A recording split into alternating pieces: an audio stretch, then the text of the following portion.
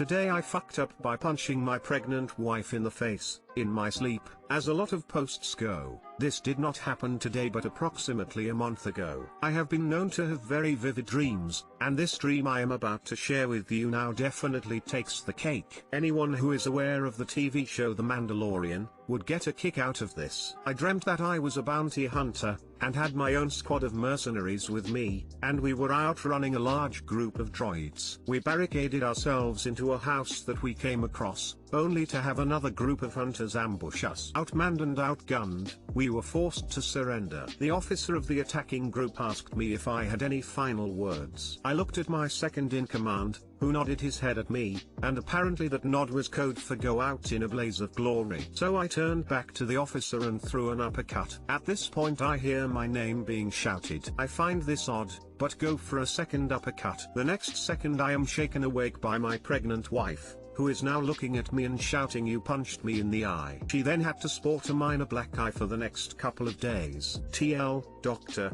had a very vivid Star Wars dream, resulting in punching my pregnant wife in the eye twice. It's only fair your wife now gets a free punch lol. She deserves 2 free punches haha. I mean you won the fight at least. With both eyes closed 2XD. My ex-husband punched me twice when he was sleeping. He woke up to hear me screaming at him and crying and then started shouting at me for waking him up. When I explained what had happened, he apologized and said he had been fighting aliens in his dream and must have actually tried to him them. I'm glad I'm not the only one who has these vivid dreams. And I'm glad he apologized to you. When I found out what I had done in my sleep, I had my hands over my mouth and looked like I had seen a ghost, then said sorry about 20 times. You won a 2-on-1 fight in your sleep. We will watch your career with great interest. Lol, wait until her next doctor's appointment. I fell down when I was pregnant, twice, because the belly fucked up what little balance I had.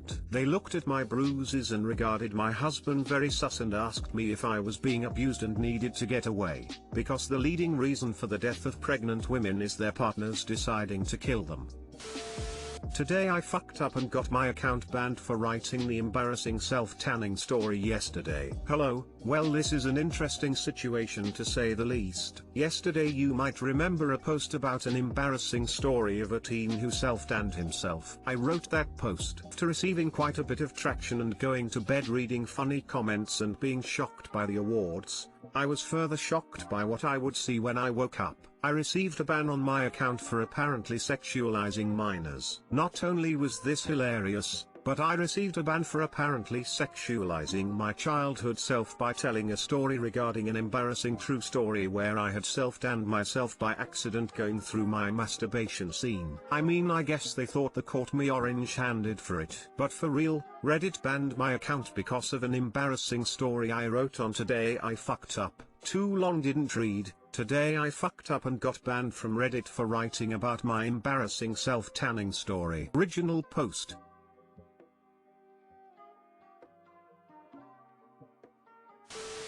Lamau, I saw her first post. How the hell did I get banned for that post lol, smiley face. Lamau, that shit's hilarious. I saw her post and died. Whoever reported it is shitty. Whoever reported it, I hope their kid self-tans themselves by accident. They can ban you for creating another account to circumvent a ban. So I look forward to the next Today I Fucked Up. That'll be Today I Fucked Up by getting a new account banned after getting my old account banned from a different Today I Fucked Up. I mean, I could be claiming to be that guy and not actually be him. The first post was removed by Reddit site admins, not the moderators of this subreddit. I am going through the appeal process now, first time trying this new system, so let's see how it works. Edit, admins responded to my request and are looking into it. This won't be a fast process, but it is a process and I've gotten to a real person. That's pretty rich coming from a company that supposedly employs kiddie diddlers. Today I fucked up by dropping a $300 food order. Nobody freaked out but me. So I work as a delivery driver for a chain restaurant. It's an alright gig. I don't want to be here. I have a double honors, 5 technology certifications and a degree, working on 2 more.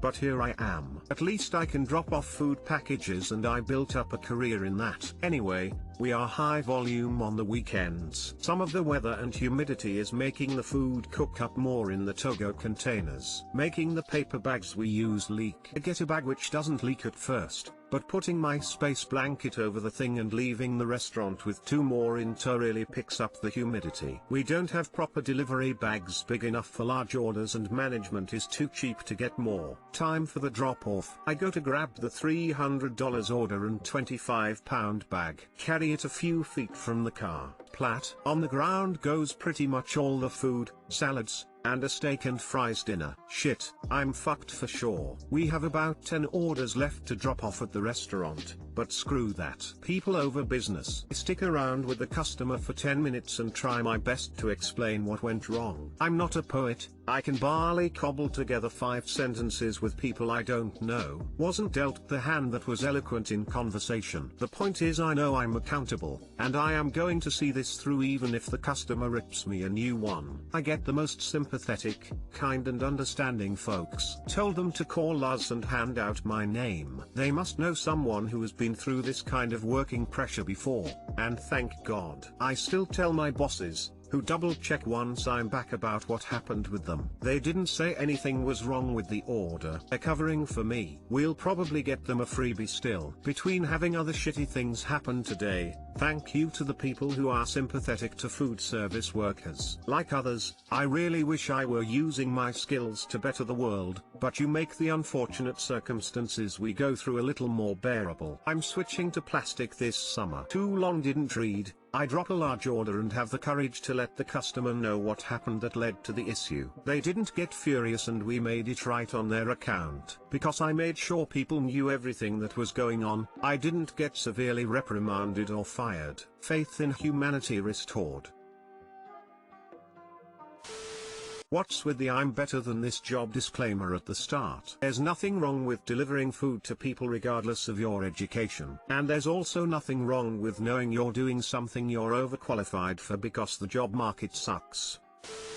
When I was a pizza delivery driver, I always owned up about mistakes, both to the customer and a manager. People only got mad twice, and both of those times were because we were so busy that we were running very late naturally. I totally get the late and a mistake being a problem. You don't want it to happen, but sometimes it does. Coincidentally, the most recent time I was a delivery driver was when I was finishing my PhD. My funding had run out. We moved home. A family member was diagnosed with cancer and needed care. I felt pretty down not contributing an income, so I tried to find something with a flexible schedule and no long-term commitment to accommodate writing my thesis and future job search. I found myself back at my high school job. This didn't help my self-esteem. I stuck it out through sometimes shitty tips, the power-tripping managers, the late nights washing dishes to close the restaurant with my STEM degrees. I defended my thesis over Zoom, graduated, conducted a COVID job search and video call networking,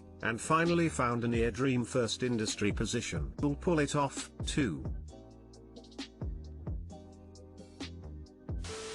Boxes. Suggest to the restaurant manager that you keep boxes on hand for very large orders like this. You said they're cheap, so they probably won't provide them. You can get some yourself for free. Lots of places will give you boxes for free if you ask, such as liquor stores or grocery stores like Aldi and Save a Lot. They normally just put boxes of product on the shelves rather than take the product out to stock. You'll see lots of empty boxes on the shelves that you can just take. Keep some in your car. Not only will it protect stuff from spilling your car, but I am sure the customers will also appreciate you handing them their large order of food in a sturdy container, rather than a heaving bag. Just a little something you can do to make things easier on yourself. Smile. A restaurant should have tons of their own boxes. Every paper item, every dry good, etc. comes in a box.